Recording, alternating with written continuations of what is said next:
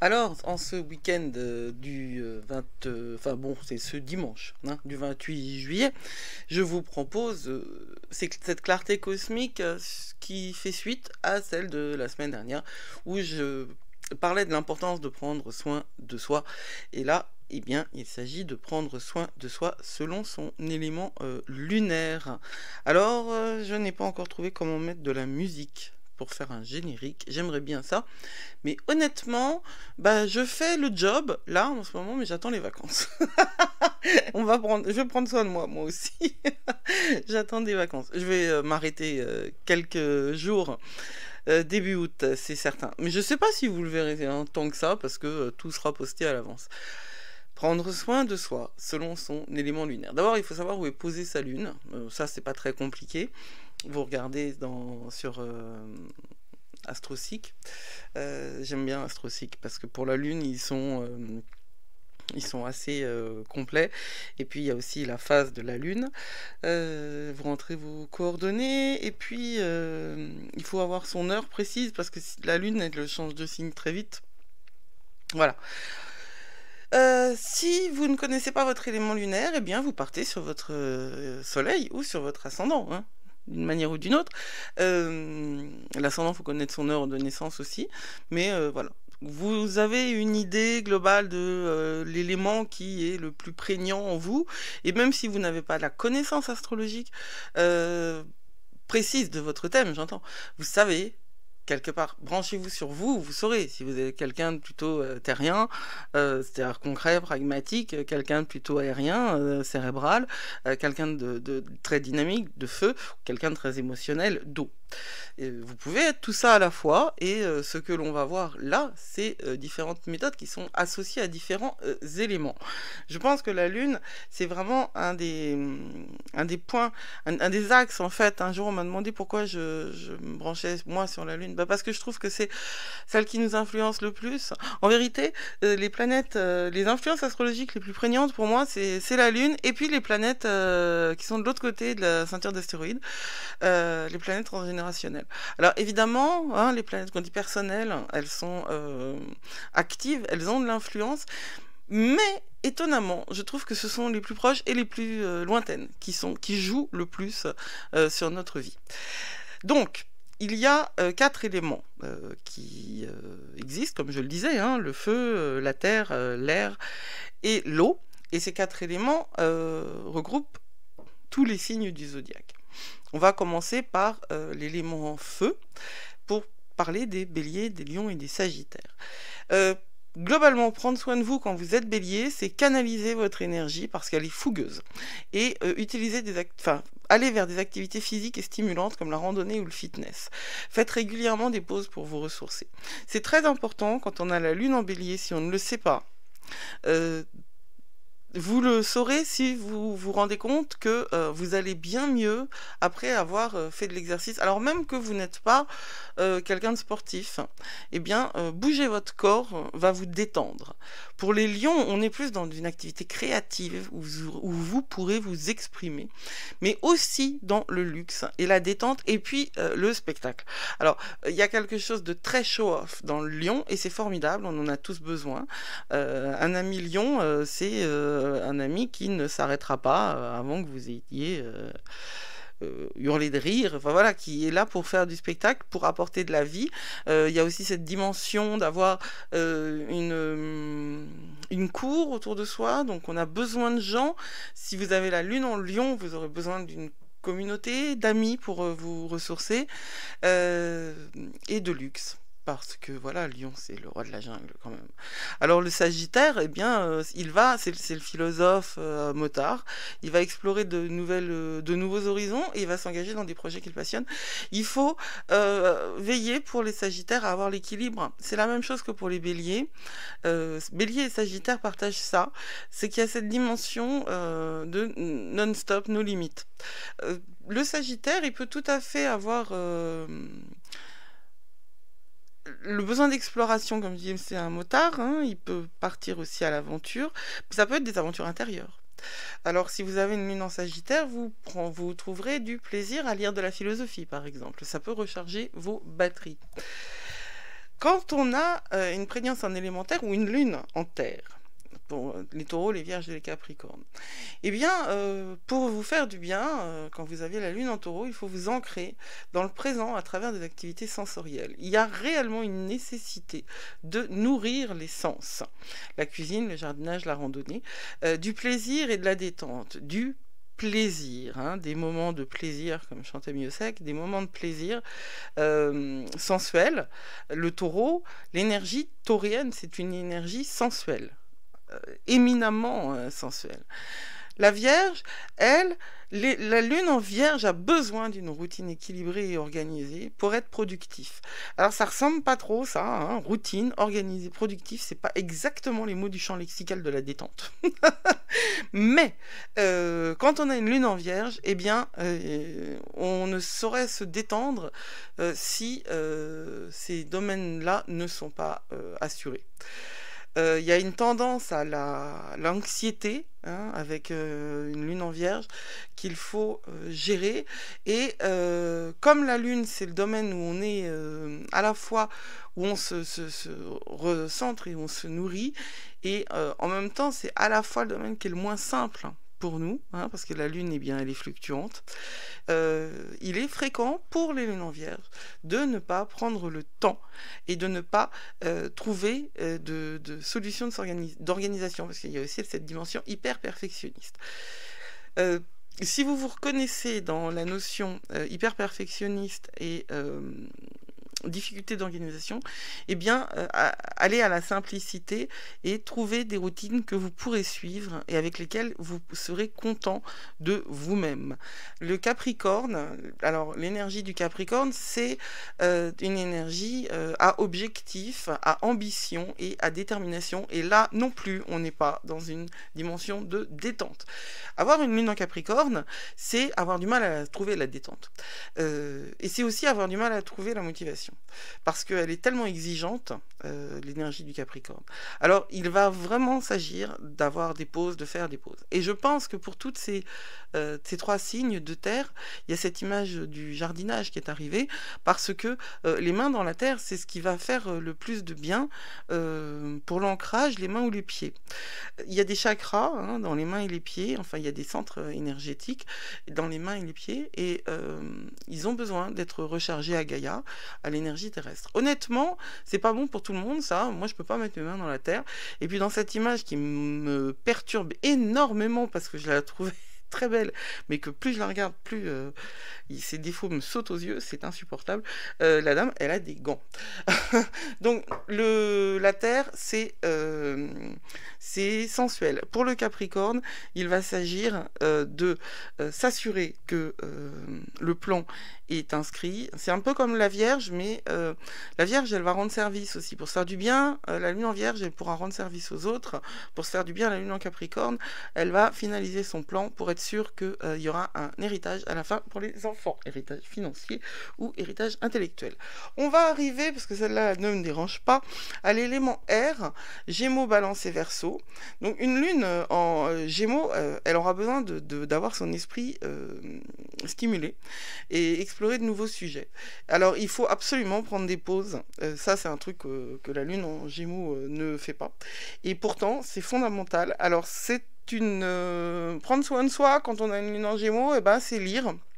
Regarder des documentaires, et les pauses, eh bien c'est l'inverse. C'est-à-dire qu'il y a cette dimension de découverte, et la pause c'est toujours lire ou regarder des documentaires, mais que vous avez déjà vus, que vous connaissez bien, dans lesquels il n'y a pas de découverte, parce que c'est rassurant, et parce que ça va permettre à l'esprit sans cesse, sans arrêt, sans pause du Gémeaux, de recharger ses batteries un petit peu. La Lune en Balance, eh bien, c'est une lune qui a besoin d'harmonie et de beauté dans sa vie quotidienne. Il lui faut des moments de réflexion et de connexion avec les autres. Donc il va falloir qu'elle trouve le temps de rechercher la connexion. Et encore une fois, comme l'énergie lunaire est une énergie fluctuante, quand on a la Lune en Balance, on peut aussi avoir tendance à se replier parce qu'on a l'impression que pour être avec les autres, il faut donner une partie de son foie. Eh bien non, ce n'est pas comme ça que ça fonctionne, cher ami Balance. Vous pouvez euh, être en lien avec les autres sans vous sacrifier totalement parce que vous supporterez un petit peu de désaccord et un petit peu de disharmonie. C'est le point de disharmonie qui rend la chose belle. Essayez de travailler sur la beauté, en vérité. Quand on est avec une lune en balance, on va chercher la beauté, que ce soit une beauté esthétique, c'est-à-dire visuelle, ou une beauté auditive, de la musique, quoi. En gros, de la musique. Les Verseaux, l'énergie de la lune en Verseau, elle est hyper créative et hyper non conventionnelle. Donc, on va aller chercher de la stimulation aussi dans la relation pour équilibrer sa vie sociale et sa vie personnelle, mais l'énergie Verseau, pour être équilibrée, il lui faut penser en dehors de la boîte, il lui faut tenter des trucs nouveaux, il lui faut, ça va être un truc qui va lui permettre de explorer l'IA, par exemple, toutes les possibilités de l'IA. Alors le problème, c'est le rabbit hole, c'est-à-dire que quand on a cette énergie Verseau, on peut tout tomber dans le piège des technologies et puis surtout du scrolling, quoi. Doom scrolling, et même en anglais je fais de l'inversion de syllabes. J'ai réellement besoin de vacances. Du doom scrolling, c'est-à-dire de se connecter à un appareil qui va faire le job pour nous. C'est une illusion, hein.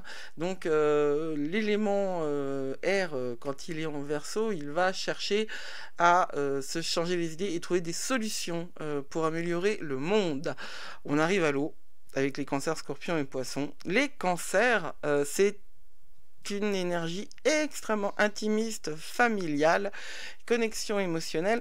Et pour être bien, la lune en cancer, elle aura besoin de sa famille. Et comme toujours, puisque c'est fluctuant, elle a besoin de sa famille et de ses amis, puis elle a besoin aussi de pouvoir être seule, en sachant qu'ils sont pas loin. C'est des connexions humaines, c'est des moments à la fois de réflexion, hein, mais de connexion humaine. Et oui, il y a quelque chose d'éminemment cuisinier, de nourrissant, voilà, nourrissant dans l'énergie cancer. Donc la lune en cancer, elle va faire à manger. Pour ce qui est du scorpion, grand Dieu, eh bien, c'est l'intuition, la profondeur. Alors, le scorpion, c'est le détective de l'âme. Méditation, rituel, magie, ésotérisme, occultisme. Ne vous laissez pas prendre par ça, parce que lune en scorpion égale là aussi fluctuation. Donc, possible délire de grandeur, hein, ou alors délire mystique, ou alors, ouais, il y a la notion de délire, hein, dans l'énergie du scorpion. Mais d'ailleurs dans l'énergie du poisson qui suit aussi, hein, possible, mais quand même, amusez-vous, soyez responsable, voilà. Et puis essayez de vous exprimer, ça je le dis pour nos amis scorpions qui pensent que tout le monde lit dans les pensées. Non, non. Il faut aussi dire des mots.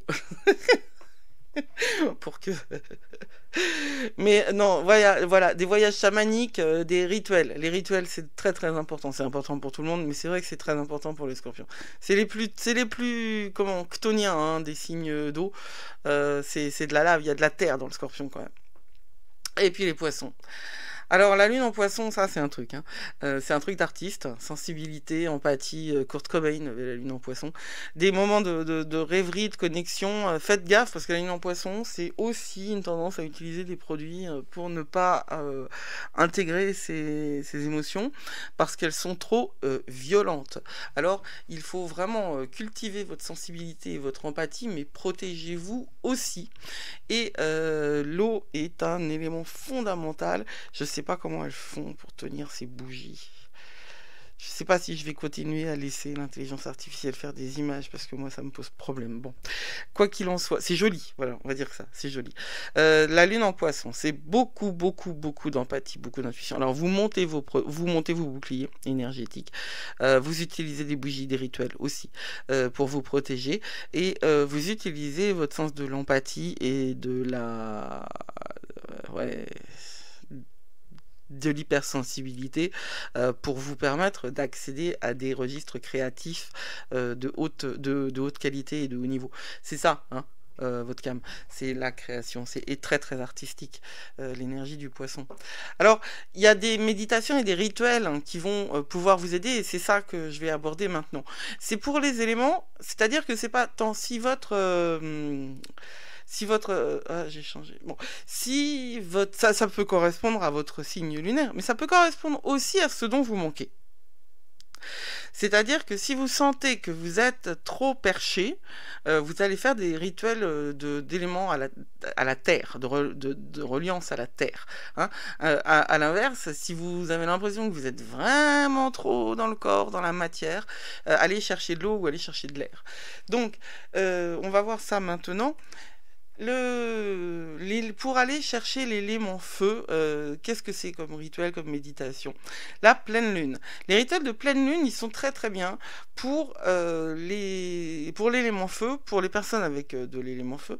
Ils sont très bien parce qu'ils permettent de lâcher prise et d'accueillir de nouvelles possibilités. Et lâcher prise, c'est vraiment un truc dont on a absolument besoin.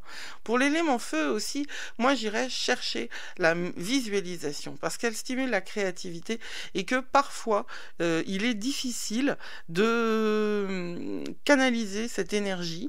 Et si vous manquez de dynamisme, allez chercher dans la pleine lune l'énergie dont vous manquez et allez chercher dans la visualisation. C'est comme ça que vous trouverez dynamisme et recentrage. Parce que la clarté intérieure, qui va vous permettre de rayonner, elle est à l'intérieur. Elle est dans votre capacité à vous recentrer. Pour l'élément terre, les cristaux. Alors, que ce soit parce que vous avez besoin de vous ancrer, ou que ce soit parce que vous êtes attiré par les cristaux, c'est vraiment un des outils de l'élément terre. L'améthyste, le jaspe permet de se ressourcer ou de se sentir enraciné. L'améthyste, je l'ai choisi parce que non seulement c'est un cristal, évidemment, mais c'est un cristal qui va équilibrer beaucoup de choses et puis qui est en lien aussi avec l'esprit, avec un grand E. Donc quand on est dans la terre, on a aussi besoin de s'élever. Si vous allez vers un rituel chtonien parce que vous vous sentez beaucoup trop perché, utilisez plutôt de la tourmaline parce que ça c'est une pierre d'ancrage. Faites attention avec l'obsidienne. Il y a eu une grande mode autour de l'obsidienne. L'obsidienne c'est une pierre que j'aime beaucoup, mais alors c'est une pierre qui est vraiment très très difficile. Si vous êtes sensible aux pierres, faites attention avec l'obsidienne parce que ça peut vraiment là vous désancrez en fait, hein, selon votre énergie. Par contre, si vous êtes très en air, si vous avez beaucoup d'air en vous, l'obsidienne sera très utile. Les méditations d'ancrage, bah ouais, on aide à créer des racines en les visualisant. Et puis, on reprend contact, connaissance avec notre mère à tous, hein, qui est Gaïa, qui est la Terre, qu'on peut aussi appeler la grande déesse, qu'on peut appeler de toutes les manières qu'on veut. C'est cette dimension divine qu'on méprise un peu trop en ce moment et pourtant il faut lui apporter toute l'attention qu'on a parce que sans elle nous ne serions pas là. Et pour toutes les personnes qui ont de la terre dans leur thème, et tout le monde a de la terre dans son thème, eh bien la méditation d'ancrage, elle est importante.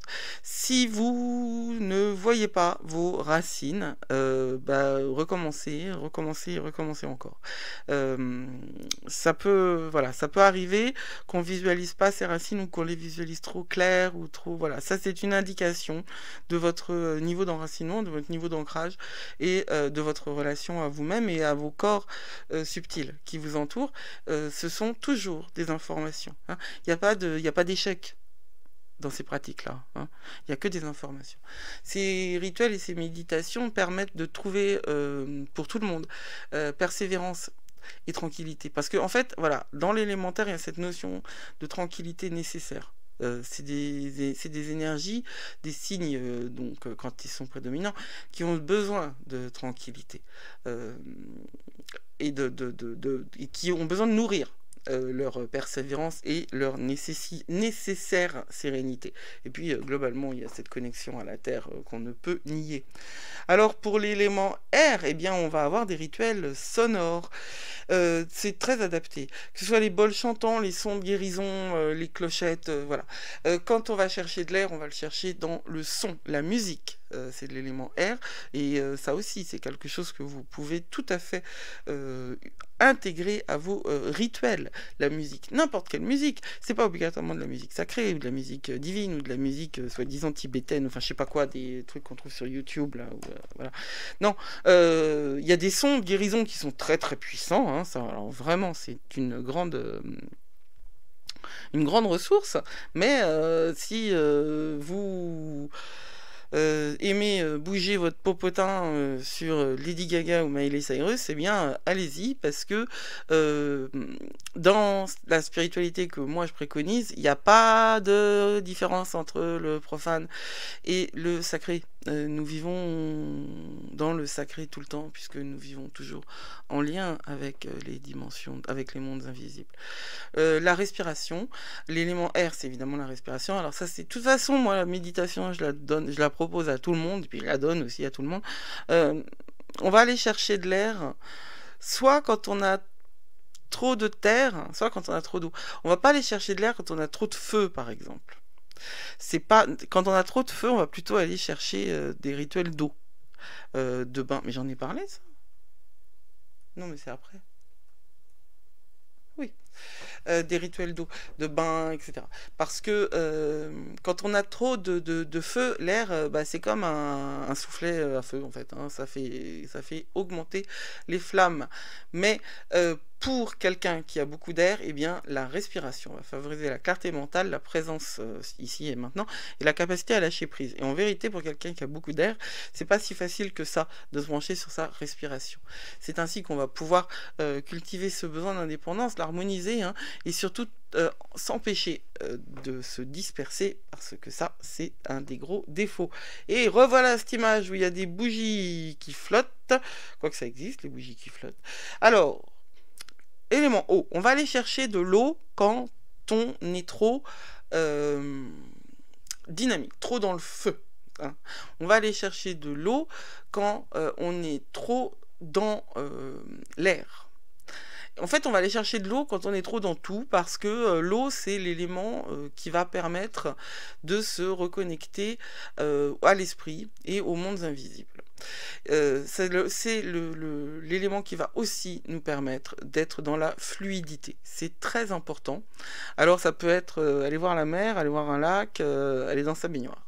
La connexion, c'est les méditations de connexion, c'est pas des méditations d'ancrage, mais c'est des méditations où on va aller se connecter à notre moi profond, supérieur, à notre âme, à notre cœur. Et oui, ce sont trois choses différentes, mais on peut s'y connecter.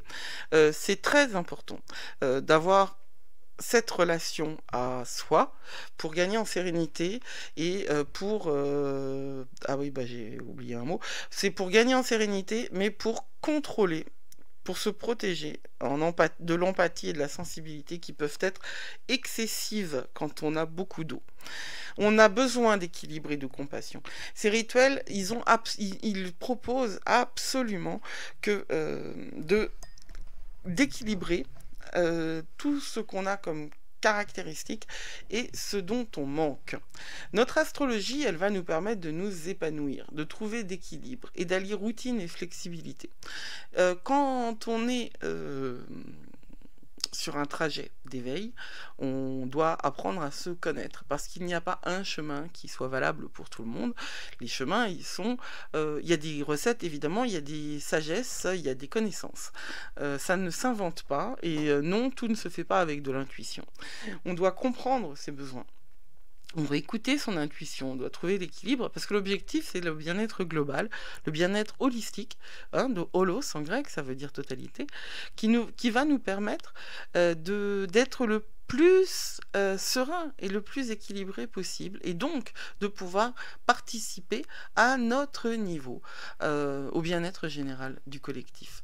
Voilà pour cette présentation de l'impact des éléments et de la manière dont on peut utiliser les éléments pour se faire du bien, pour prendre soin de soi. Eh bien, je vous dis, prenez soin de vous ce dimanche, et la lune est en taureau ce dimanche 28, mais cette vidéo, elle peut être regardée à n'importe quel moment parce que les conseils que j'y donne sont intemporels. Vous êtes plus fort que vous croyez. Et en prenant soin de vous, vous vous en rendez compte. Blessed be.